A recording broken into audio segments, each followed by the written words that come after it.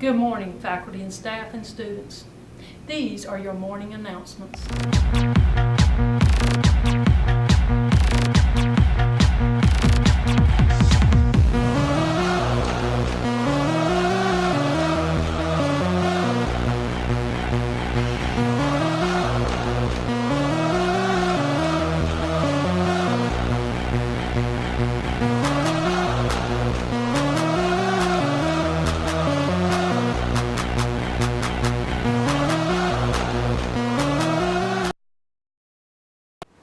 Welcome to the Forest Fire. I'm Nancy Ann. And I'm Emily. Today's December 15th, only 10 days until Christmas. Let's take a look at the academic updates.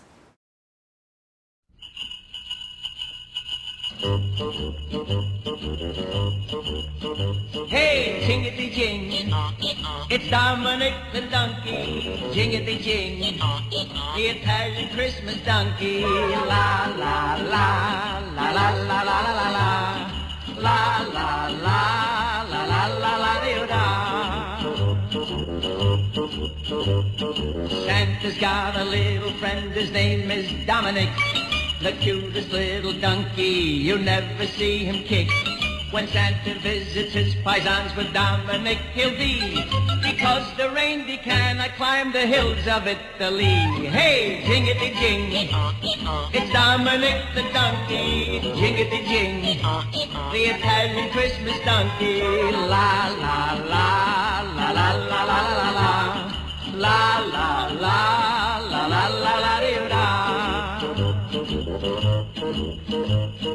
Jingle bells around his feet and presents on the sled. Hey, look at the Mayor's Derby on top of Dominic's head. A pair of shoes for Louie and a dress for Josephine. The label on the inside says they're made in Brooklyn. Hey! Let's see what Darian has to say about the forecast. Ding-a-ding-ding, it's Dominic the donkey. Hey Panthers, I'm Darian with your Forest Fire forecast. Today's going to be slightly windy in the low 60s. Tomorrow's going to be partly cloudy, still in the low 60s, and a high chance of thunderstorms throughout the day. That's it for your forecast. Back to you guys in the forest. Thanks, Darian. Let's pass it over to Zach with the academic interview. Hey Panthers, I'm here with Mr. Baxley, and he's got some pretty important information for seniors. Well, seniors, we got one more opportunity for you to make up some time, to make up some attendance. And that's going to be the first week of January after Christmas break. That's going to be January 6th, which is a Tuesday, through January 12th, which is a Monday, in A101 from 3:30 until 5 o'clock. Every day that you come, that will make up 2 blocks. So you'll have, let's see, 5 times 2. How many is that, Zach? 5 times 2 is 10. 10. You'll have 10 opportunities to make up time. So there should be no reason why any seniors should be FA. Now, underclassmen, I got some bad news for you. You may have to come during summer attendance school, especially if you didn't come on Saturday attendance school that we just finished up. But you still have an opportunity to stay with your teachers during lunch. Of course, that's at their discretion. I cannot make them stay, but you can ask them, and if you do stay with them, we can give you credit for that. Please take care of your attendance because you don't want a big fat FA on your report card. Thank you, Baxley and Hiltz out. Back to you guys in the studio. Thanks, Zach. Here's Montana with your sports. I'm Montana with your Forest Fire sports. Let's see what's in the inbox.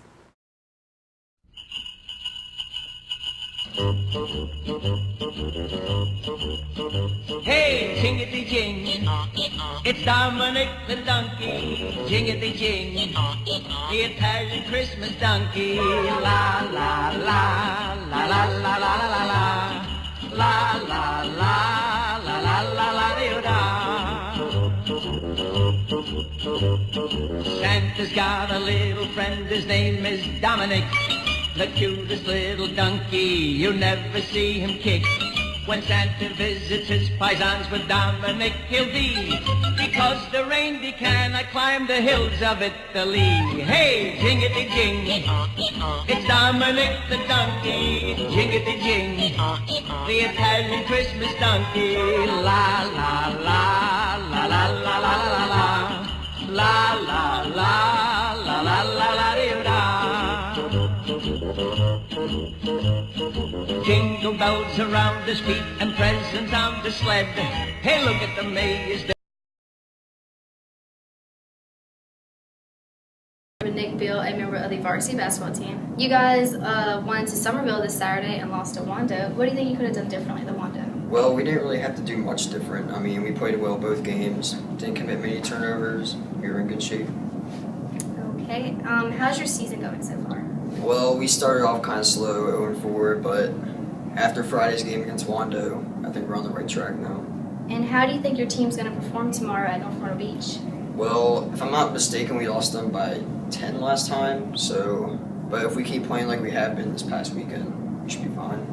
Okay, thank you. Back to you guys. Thanks, Leah. Now let's pass it back to the girls. That's it for the forest fire. Have a great day, Panthers. Be on top of Dominic's head, a pair of shoes for Louie and a dress for Josephine. The label on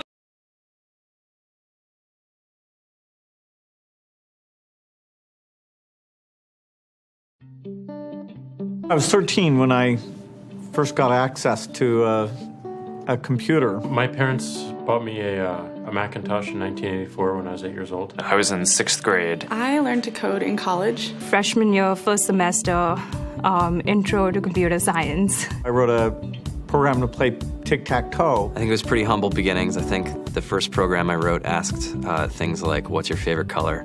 Or how old are you? I first learned how to make a green circle and a red square appear on the screen. The first time I actually had something come up and say, hello world, and I made a computer do that. It was just astonishing. Learning how to program didn't start off as wanting to learn all of computer science or trying to master this discipline or anything like that. It just started off because I wanted to do this one simple thing. I wanted to make something that was fun for myself and my sisters. And I wrote this little program and then basically just add a little bit to it. And then when I needed to learn something new, I looked it up either in a book or on the internet and then added a little bit to it. It's really not unlike kind of playing an instrument or something or playing a sport.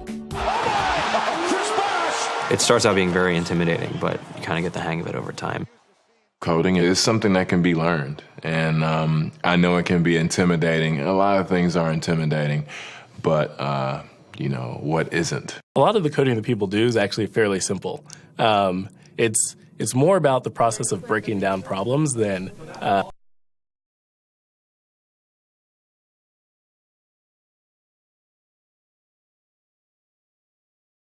to know how to code. You need to be determined. Addition, subtraction, that's about it. You should probably know your multiplication tables.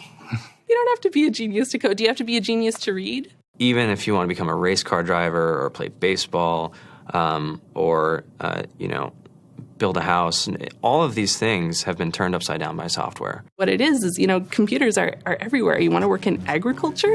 Do you want to work in entertainment? Do you want to work in manufacturing? It's just all over.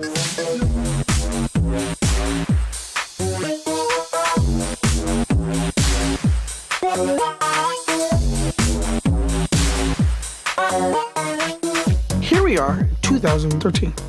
We all depend on technology to communicate, to bank, information, and none of us know how to read and write code.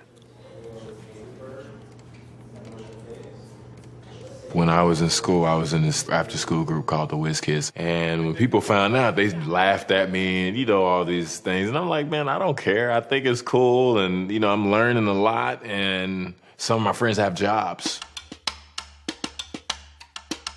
Our policy is literally to hire as many talented engineers as we can find. The whole limit in the system is just that there just aren't enough people who are trained and have these skills today. To get the very best people, we try to make the office as awesome as possible.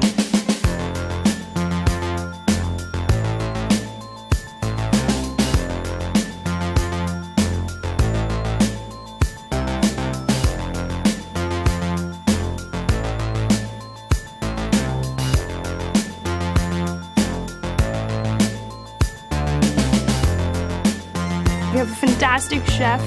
Free food. Breakfast, lunch, and dinner. Free laundry. Snacks.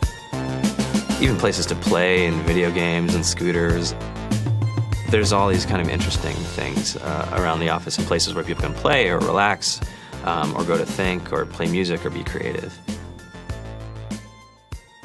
Whether you're trying to make a lot of money or whether you just want to change the world, computer programming is an incredibly empowering skill to learn. I think if someone had told me that software is really about humanity, that it's really about helping people by using computer technology, it would have changed my outlook a lot earlier. To be able to actually come up with an idea and then see it in your hands and then be able to press a button and have it be in millions of people's hands. I mean, I think we're the first generation in the world that's really ever had that kind of experience. Just to think that, I mean, you can start something in your college dorm room and you can have a set of people who haven't built a big company before come together and build something that 1 billion people use as part of their daily lives is just crazy to think about, right? It's humbling and it's amazing. The programmers of tomorrow are the wizards of the future. You know, you're going to look like you have magic powers compared to everybody else. I think it's amazing. I think it's the closest thing we have to a superpower. Great coders are today's rock stars. That's it.